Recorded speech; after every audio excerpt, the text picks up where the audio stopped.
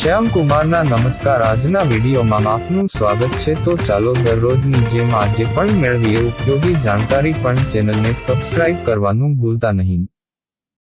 The journal ન્યુટ્રિશનના અહેવાલ મુજબ લસણનું સેવન blood pressure ઘટાડવામાં અને કોલેસ્ટ્રોલને નિયંત્રિત કરવામાં મદદ કરે છે. આ સિવાય જો લસણને પગના તળિયા પર ઘસવામાં આવે તો તેનાથી ઘણી બીમારીઓથી રાહત મળે છે. તેના બળતરા વિરોધી ગુણધર્મોને લીધે લસણનો ઉપયોગ લાંબા સમયથી પરંપરાગત દવાઓમાં ડાયાબિટીસ અને હાર્ટ બ્લોકેજને નિયંત્રિત કરવા માટે કરવામાં આવે છે.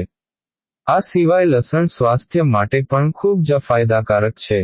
લોકો લસણનો ઉપયોગ અલગ અલગ રીતે કરે છે. કેટલાક લોકો લસણને ઘીમાં તળીને ખાય છે, જ્યારે અન્ય લોકો તેને ચટણી બનાવીને ખાવાનું પસંદ કરે છે.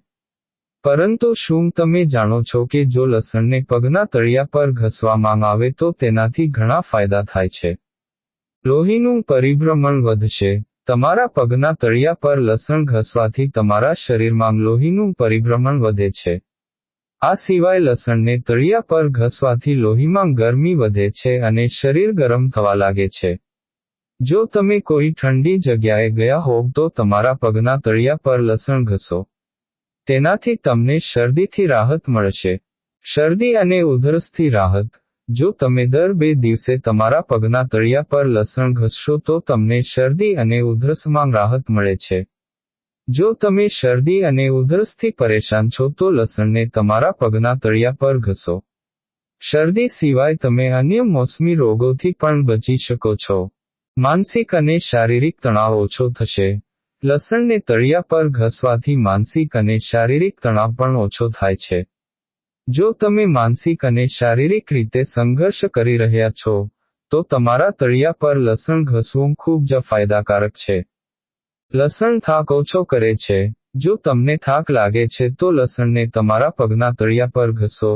તેનાથી સ્નાયુઓને આરામ મળે છે અને થાક પણ ઓછો થાય છે. હાઈ બ્લડ પ્રેશરમાં ફાયદાકારક હોઈ શકે છે. ધ જર્નલ ન્યુટ્રિશનના રિપોર્ટ અનુસાર, લસણનું સેવન હાઈ બ્લડ પ્રેશર ધરાવતા લોકોનું બ્લડ પ્રેશર ઘટાડવાની, કોલેસ્ટ્રોલને નિયંત્રિત કરવાની અને રોગપ્રતિકારક શક્તિને મજબૂત કરવાની ક્ષમતા ધરાવે છે. આ રોગોમાં તેનો ઉપયોગ કરી શકાય છે.